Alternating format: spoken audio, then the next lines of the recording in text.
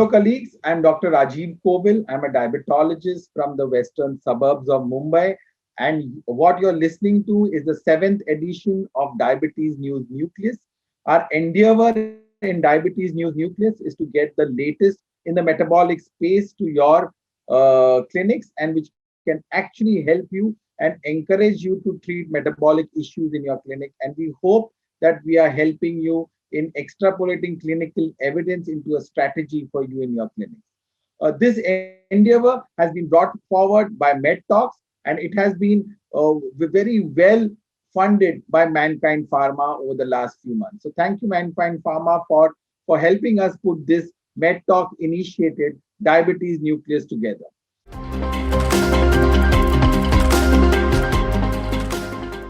Now let's have the headlines for this particular month. Now we all know that COVID pandemic has threatened mankind, and again for the second wave has started in India and globally. A recent study, which was actually published in the British Journal of Sports Medicine, tells us that inactivity is a huge risk factor for non-communicable disorders. On the contrary, 8% of NCDs are actually driven by inactivity. And when I say inactivity, it actually means less than 150 minutes of moderate activity per week or less than 75 minutes of intense physical activity per week. So any person who has less than this amount of activity is at very high risk for non-communicable diseases and mortality related to non-communicable diseases. So hence, get out of the couch potatoes that you are in, especially in this lockdown. Start exercising, start doing something at home or in and around your household. It's extremely important that inactivity, we should kind of make sure that we get out of this inertia of inactivity. Another very important study which got published in this month's diabetes care was about a new molecule called imeglimin. Imeglimin is a Japanese molecule. It's a molecule which actually works on the mitochondria. It helps the function of the mitochondria. It actually makes the mitochondria works better, and it reduces the hepatic gluconeogenesis. It also stimulates insulin secretion in the presence of glucose. Overall, in this phase 3 study, which got published, which is called as a Times 1 study, imeglimin at a dosage of 1000 milligram twice a day versus placebo in a 24-week study showed a very impressive 0.9% reduction in HbA1c. Why is it impressive? Is that it also reduced markers of beta cell dysfunction and also markers of insulin resistance. So today, when we have a huge plethora of oral anti-diabetic drugs which are there to treat type 2 diabetes, in a few months to a few years, you may have imeglimin also added to the armamentarium of oral anti-diabetic drugs. And sooner or later, we would have it in India to treat our patients with type 2 diabetes. Another very important study which got published recently again speaks about the risk of development of diabetes in patients with polycystic ovarian syndrome. Now, we all know PCOS is an insulin resistant state, and a lot of metabolic abnormalities in patients with PCOS could drive them into type 2 diabetes. But here you have an analysis which tells us that it is obesity and the metabolic abnormalities with obesity in people with PCOS which drives them towards type 2 diabetes. So hence, it gives us a window of opportunity to actually intervene. And if we can reduce their weight and get them more active, we can prevent the progression of PCOS towards type 2 diabetes. So it's not just the carbohydrate dysregulation which occurs with PCOS, it's the obesity which drives PCOS patients towards diabetes. Another very interesting article, which again got published this month, was the association between type 2 diabetes and all forms of Parkinson's disease and dementia. Now, people with Parkinson's disease have a much faster progression if they turn to be a diabetic. And there is a close link between insulin resistance, diabetes, and dementia, including Parkinson's disease. So it's very important that there have been a lot of studies done on molecules which reduce insulin resistance have been found to be beneficial in people with Parkinson's disease. So it's very important that Parkinson's disease, insulin resistance, and type 2 diabetes have a close link, and maybe in future we may be using certain diabetic anti-diabetic products to treat Parkinson's and other forms of dementia. So we have to make sure that insulin resistance in the brain also contributes to a lot of cognitive dysfunction, whether it manifests as Parkinson's or dementia and other dementia related problems. Time would see, but these kind of insulin resistance can be resolved and can help patients with dementia and Parkinson's disease. So these were the latest updates which we had in April 2021. We hope to bring you much more and much latest updates in the metabolic space related to diabetes, obesity, metabolism, and hypertension and dyslipidemia in our coming months. And thank you so much for a patient hearing. I hope we have been able to enrich your experience in the last few months and have made a significant contribution towards a clinical strategy in treating patients. Thank you so much for a patient hearing.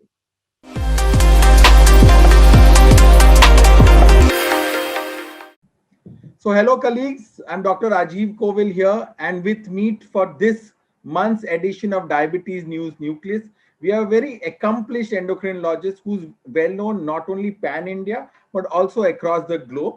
Dr. Unnikrishnan, who is the CEO of the Chellaram Diabetes Institute. Chellaram Diabetes Institute is a premier institute of diabetes located in Pune. It's also the IDF Center, it's the IDF Center of Excellence for Education as well as in diabetes care. He also takes care in a lot of philanthropic effort of the Chellaram Diabetes Center, and is also the CEO of the Chellaram Diabetes Institute. Apart from being a very key researcher, he also organizes the International Diabetes Update of the Chellaram Diabetes Institute, which is one of the most premier events as far as academics in this metabolic space is involved in. So welcome Dr. Unnikrishnan to this edition of Diabetes News Nucleus. And nobody better than him to discuss something about hypothyroidism and diabetes, and how thyroid has now actually invaded the lives of millions of people across India, and so also has also invaded their quality of life. So to start the ball rolling, Dr. Unnikrishnan, hypothyroidism, first our whole delegates as well as our healthcare professionals who are actually listening to you, what are the cutoffs for hypothyroidism, and what would we define as subclinical and clinical hypothyroidism?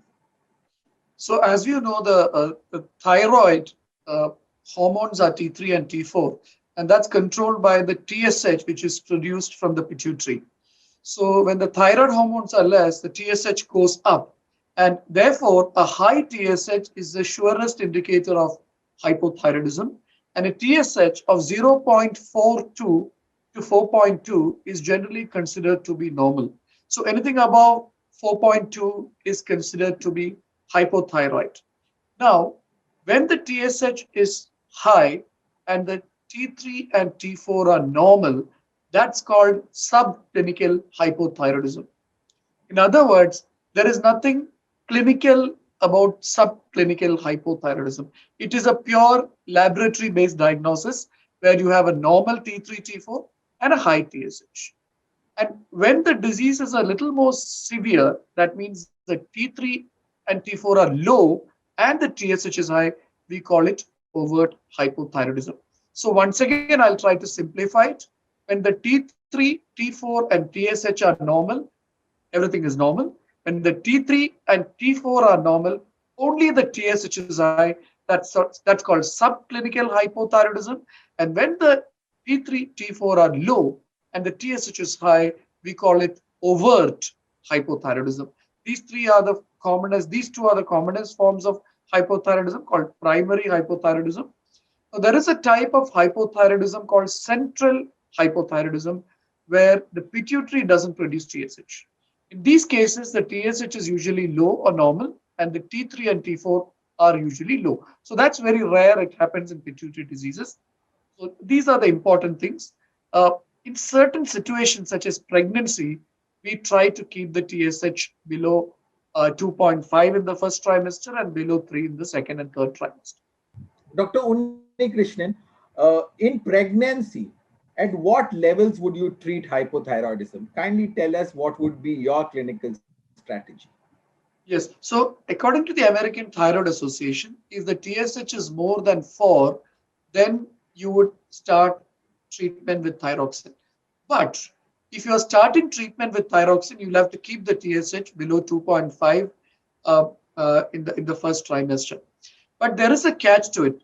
Sometimes you have women with very positive anti-TPO antibodies with a history of spontaneous abortions in the past, a bad obstetric history. In those patients, even if the TSH is between 2.5 to 4 and they are planning pregnancy, sometimes we do add a small dose of thyroxine. And that's based on a paper which said that if the TSH is borderline high, adding in patients with a bad obstetric history, adding a small dose of thyroxine may help. But that should be the exception rather than the rule. Now, Dr. Krishnan, when would you start treatment in people who are not pregnant? What would be a TSH level that one would start treatment on? So if somebody has got a TSH of above 10, then we have to treat the patient. There's no question. Because a TSH that is above 10, that means that this hypothyroidism is significant enough, whether the T3, T4 is normal or low. So above 10, no question. The question is if the TSH is between 4 to 10. Now, if the TSH is between 4.2 to 10, then you will have to think before treating the patient. Usually, we earlier we used to treat majority of the patients, but now guidelines say that such treatment may not be effective. So, if the TSH is between 4.2 to 10, we treat if there are some compelling indications. So, one is a lady desirous of pregnancy. Second is coexisting polycystic ovarian disease. Third is a strong TPO antibody positivity or TPO antibody positivity.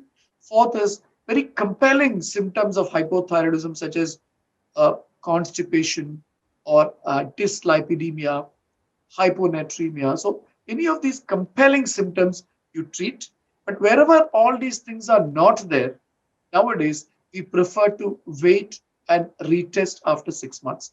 Now, why retest after 6 months? There are two reasons. One is that studies have shown that almost 30 to 40% of these patients may spontaneously normalize their TSH over time. Second is a more common indication of a lab error, which can happen in any setting. So to discount those things, you can, if you are in doubt, we always wait for 3 to 6 months retest and then take a call. So to summarize, in a non-pregnant person above 10, we treat. 4 to 10, if there are compelling indications, we treat.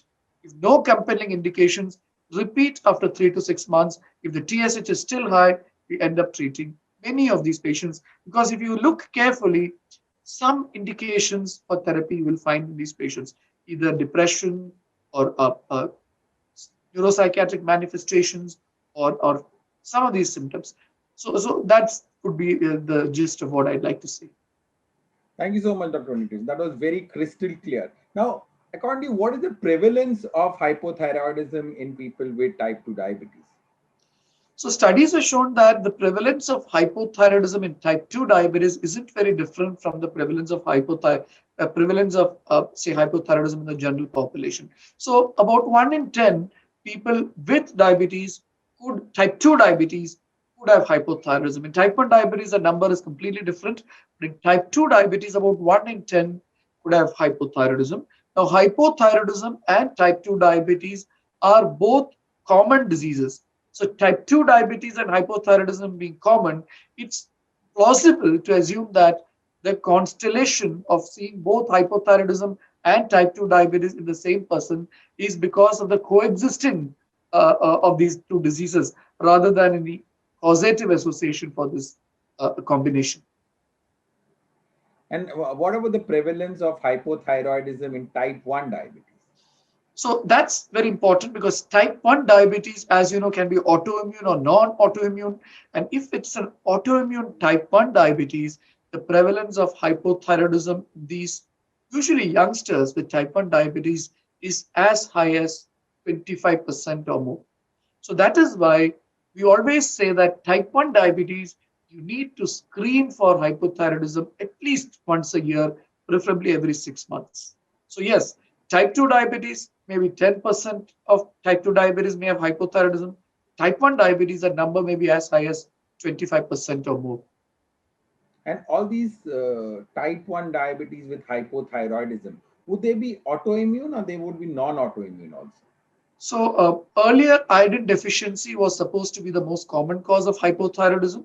Today, autoimmune thyroid disease, or what we call as Hashimoto's thyroiditis or autoimmune hypothyroidism, is probably the most common cause of hypothyroidism across the world, and that is true for type 1 diabetes as well. You see the hypothyroidism, you see type 1 diabetes, very, very likely to be autoimmune. So when you have an unsuspecting hypoglycemia in a type 1 or type 2, should you also screen them for a hypothyroidism? What do you feel? So, very interestingly, hypothyroidism can predispose to hypoglycemia because overall turnover of the tissues become less. But hypothyroidism can also earlier, when we used to do the OGTT to diagnose diabetes, hypothyroidism because of the slow absorption, the slow transit of gastrointestinal movements, hypothyroidism used to lead to a lag GTT. So the glucose rise will be a little more slower than in normal people. But now we use HbA1c, it doesn't matter. But yes, if there is hypoglycemia, you could screen for hypothyroidism. And if it's type 1 diabetes, small proportion may have adrenal insufficiency. So screening for a hypocortisolism may also be there. But of course, as you know, Dr. Rajiv, you yourself, eminent dermatologist, usually hypoglycemia, if not due to the usual therapeutic reasons, only then we need to look at other causes. So, what are the implications of treatment of treating patients with hypothyroidism in both type 1 and type 2? So I'll do type 2 first. So type 2 diabetes, as you know, is associated with obesity. And many patients think that, देखो मेरा तो weight ज़्यादा है, obese, and now that I have hypothyroidism, I'm going to get better. My weight is going to get lost by treatment. That's not true. So overt hypothyroidism, yes, can be associated with a weight gain of 3 or 4 kilos. And by giving thyroxine, that weight can come down. But subclinical hypothyroidism, in type 2 diabetes, the person is obese. By treating that subclinical hypothyroidism, you cannot expect the patient to gain weight. That's because studies have suggested that obesity resets the hypothalamic thyroid at a higher level.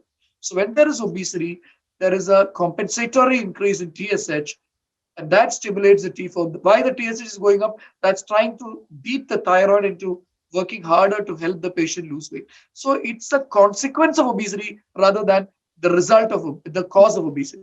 So subclinical hypothyroidism, ladies and gentlemen, always tell your patient by giving thyroxine, weight loss may not occur in type 2 diabetes, whereas overt hypothyroidism, yes, patient can lose. Now, as you asked, type 1 diabetes and hypothyroidism, very important to treat because many of the type 1 diabetes people are children. And as you know, in children, hypothyroidism manifests in a very subtle manner. These children may just have a decline in their academic performance. If you plot their height may just be a little slower. So these subtle changes may be the beginning, an ominous sign of hypothyroidism. So in these children, screening for hypothyroidism, if they have autoimmune, say type 1 diabetes, is important because giving that thyroxine can improve the height, the maturity, sexual maturity. As you know, hypothyroidism can be associated with delayed puberty, sometimes precocious or early puberty. So all these problems can be detected, diagnosed, and treated in type 1 diabetes if you diagnose hypothyroidism early and treat it. And remember, this dose is going to go up because as they grow older and taller, these children will require a higher dose.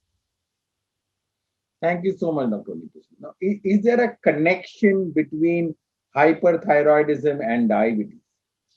So thyroxine as a hormone, it increases the blood glucose level. Very correctly, you suggested if somebody has hypothyroidism and hypoglycemia, then hypothyroidism should be looked for. Similarly, thyroxine causes glycogen depletion, and through multiple mechanisms, it increases the blood glucose level.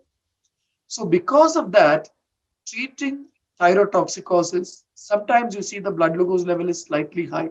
But if you treat the thyrotoxicosis with an appropriate drug, then you find that the blood glucose level may come down. So yes, hyperthyroidism associated with a temporary increase in hyperglycemia, usually not high enough to qualify for a diagnosis of diabetes. But if somebody is already diabetic, the glucose control can become a little worse. And correcting it may have a salutary effect on hyperglycemia as well. I'd like to mention another connection here. Some of the anti diabetes drugs result in weight loss. So be very careful if there is thyrotoxicosis in a type 2 diabetes person with a lot of weight loss. In these patients, SGLT2 inhibitors can cause a little more weight loss than we wish because it causes some sort of glycosuria and catabolism, and GLP-1 also may not be optimal because of the weight loss that can happen. So these two drugs may be a little careful in thyrotoxicosis and related diabetes if the existence of both. But other drugs such as metformin, DPP-4 inhibitors, sulfonylureas, insulin should be largely okay.